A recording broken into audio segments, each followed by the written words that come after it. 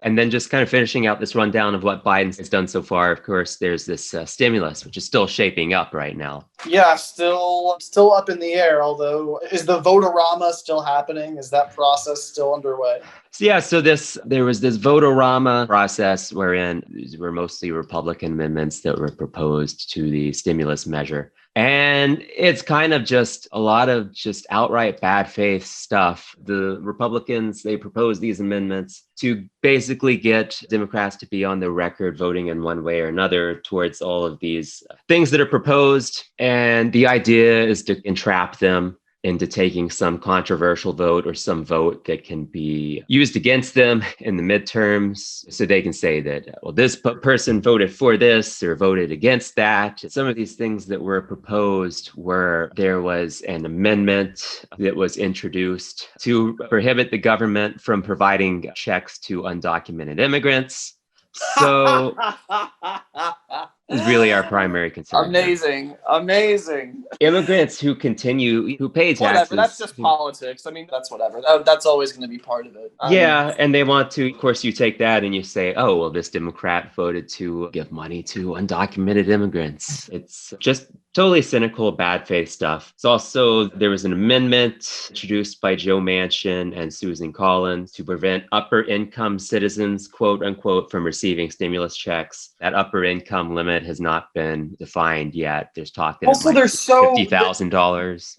Yeah, there's so few. You know what I mean? If we're talking about upper income, I mean, if the threshold is $50,000, that's just not upper income. It's not. That's comfortable depending on where you live. And I mean, not if you're in New York City. But yeah, exactly. Like we're in a lot of big cities, frankly. And it's amazing that they're open to talk of.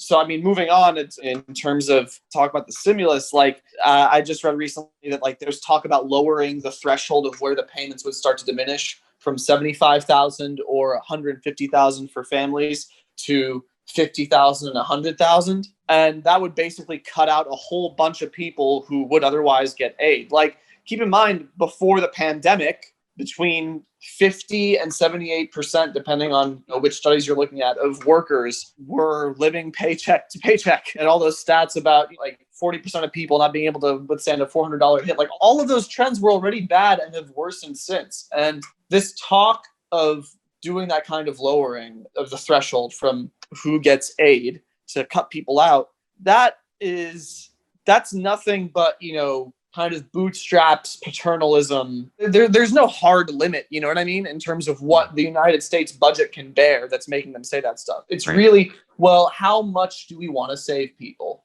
And the answer is basically the same as the foreign policy one, where it's like, we're going to claw back a lot of what Trump did, but look at these places where we're not. And that's how you'll know what the center is. And same with here. We're going to help people to a certain extent, but the extent to which we won't is really what's revealing about what the center is. Yeah, I mean, you do have a lot of Democratic true believers in this belt tightening concern over the deficit stuff. I mean, both parties essentially become Keynesians to some extent when we arrive at a situation like we're in now, and it's clear that there needs to be some kind of stimulus.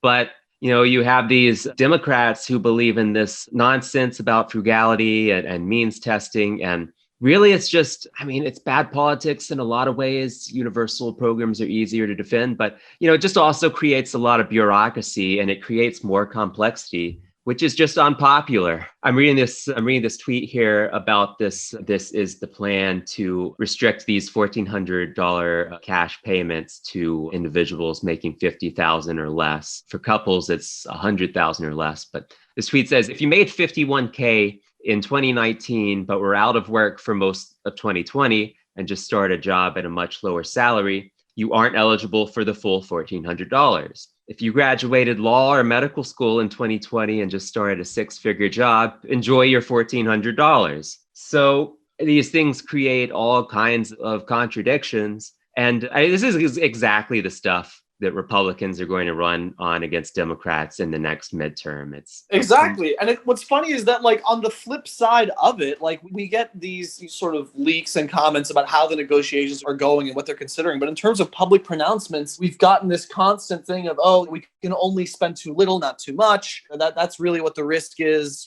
not helping people enough at this time of need and everything. It's like, well, then why? Like, how come on the other side of this are we seeing that they're entertaining these notions? So it's just talking out of both sides of their mouths. There's this tweet from Tim Ryan. He said, I think the check should be $2,000 and they should be monthly. Retweet if you agree. If only someone like Tim Ryan had some kind of power to do something about that, right? He's like out there in the public square asking for fucking retweets. Like, that's the most he could do. Yeah. So lame. I mean, they want to be seen as doing the right thing, but but they don't want to actually do the right Well, I thing. mean, I'll give him like a kind of, not a pass so much as like, all right, go do the thing now. Go do the thing, but they're not going to do the thing. I know. I'm just spitballing. We're in a new political age now where we have Twitter and where politicians can tweet, which provides all this opportunity for politicians to basically say things that sound good and to sound popular, while not really doing all that much to implement them or really fighting the establishment that prevents these things from happening. It seems for the time being that the usual spoilers in Senator Manchin and Senator Sinema have been placated for the time being. But yeah, the usual ways in which the Democratic Party is lacking are still on display here.